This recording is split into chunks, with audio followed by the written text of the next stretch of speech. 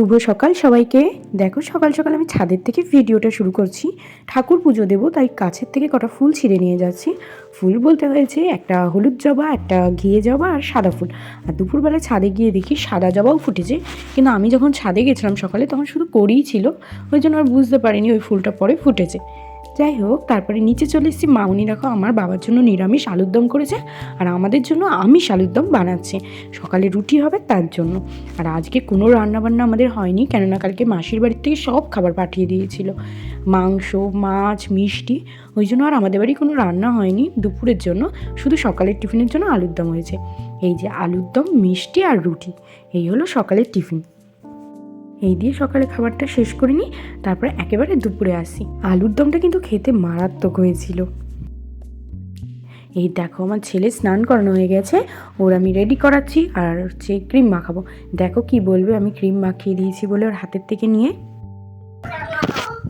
কি করেছি।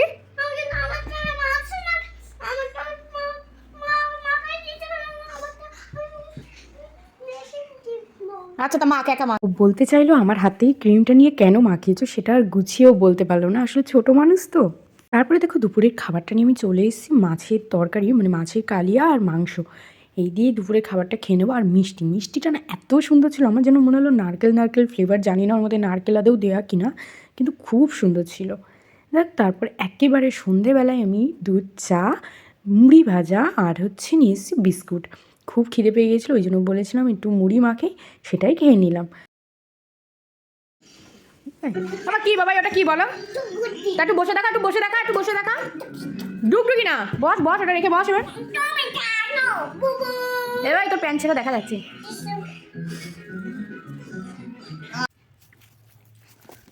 বলো এক কে, ঠিক করে বলো, কি বলো, দুই কে বলো, তিনে কে কি, চারে কে, পাঁচে কে বলো, পাঁচে কে ছয়, পাঁচে কে ছয় কে কি বলো, সাথে কে বলো, কি সাথে কি। এখনো অনেকটাই ছোট, কিন্তু তাও চেষ্টা করি প্রতিদিন সন্ধেবেলা একটু নিয়ে বসতে। পড়তে চায় না, তাও ওই মোটামুটি যেইটুখানি পড়েছে ওইটুখানি শিখেছে। আমাদের বাড়ি আজব পাবলিক রয়েছে, সেটা হলো আমার ছেলে আজব পাবলিক। ওরে আমি টয়লেট করতে পাঠিয়েছিলাম, এই যে টয়লেট করে দরজাটা দিয়েছে, দরজাটা দিয়ে ঠিক চার্জারটা এই যে এর ভিতরে গুজে রেখে দিয়েছে। আমি এখন বাইরে যাচ্ছি, দেখি এরমভাবে গুজে রেখে দিয়ে চলে গেছে। কি হয়েছে, খুলবো না কেন, চার্জ হচ্ছে দরজা? ও